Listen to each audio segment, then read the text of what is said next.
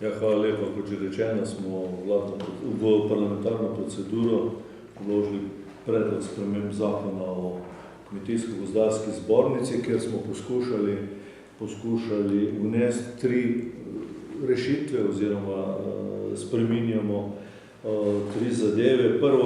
Prvo je torej zmanjšanje števila članov za približno 30.000, od sedanjih slabih 110.000 na slabih 80.000. Gre za to, da ocenjujemo, da so seveda nekateri obvezni člani takšni, ki jim ni interes sodelovati v zbornici, in zato menimo, da pri teh članih zagotovo zbornica in zbornični sistem in pa vodstvo zbornice z vsemi organi zbornice nima kakšnih posebnih koristi. Zagotovo tisti, ki plačujejo 6 evrov letne članarine, da tiste zagotovo v večini primerov ne zanimajo niti ukrepi, niti vzpodbude, niti prizadevanja zbornice za to, da bi bilo njihov delež pri koriščenju kmetijskih površin ali sploh delovanju v kmetijstvu kaj boljše. Zaradi tega smo dali kot prvi predlog ta predlog, da se zmanjša število članov. Pri tem upoštevamo tudi in jemljemo na znanje pripombo zbornice, da so pri tem izpuščeni predvsem lastniki gozdov, torej tisti lastniki, ki nimajo kmetijskih zemljišč in niso všteti v ta kumulativni kriterij, to je, da bi bili vpisani v register kmetijskih gospodarstv.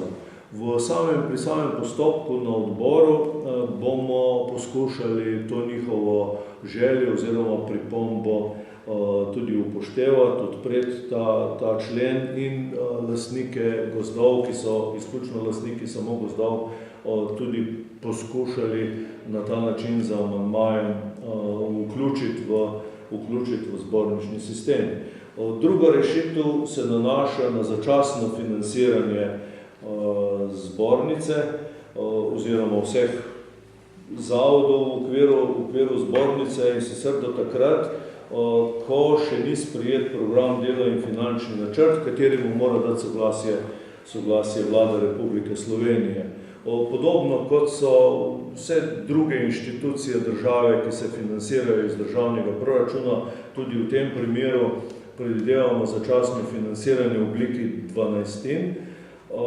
Pri tem pa je dala amandma oziroma predlog za spremembo pa Vlada, kjer pa ta naš predlog malenkostno korigira, in sicer z rešitvijo, da Vlada oziroma pristojni minister z ustreznim sklepom predpiše višino začasnega financiranja.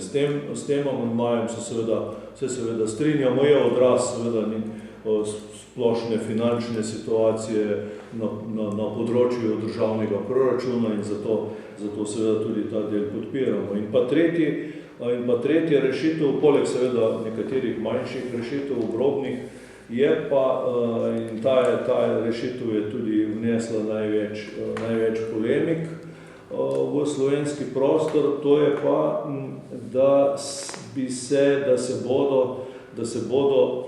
tako očiščeni člani zbornice, zmanjšano število iz približno, kot rečeno, 110 na približno 80.000, v roku enega leta na posvetovalnem referendumu odločali o vnaprejšnjem obstoju obveznega oziroma ukinitvi obveznega članstva v Kmetijsko-gozdarski zbornici.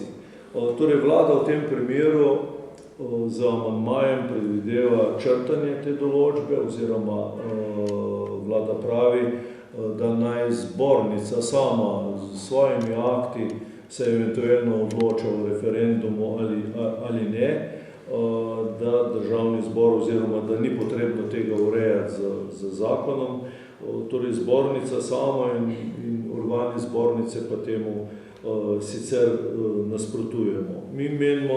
Mi menimo seveda, da so člani tisti, predvsem so to zmanjšano število članov, da so to tisti člani, ki se zagotovo zavedajo pomen zbornice. Mi smo prepričani, da zbornico kmetje in vsi tisti, ki se ukvarjajo z kmetijsko proizvodnjo, potrebujejo in upamo pa tudi, da se tega tudi zavedajo. Zato menimo, da v primeru, da bo odbor sprejel ta amandma vlade, da se črta ta člen, menimo, da potem je vprašljiva sploh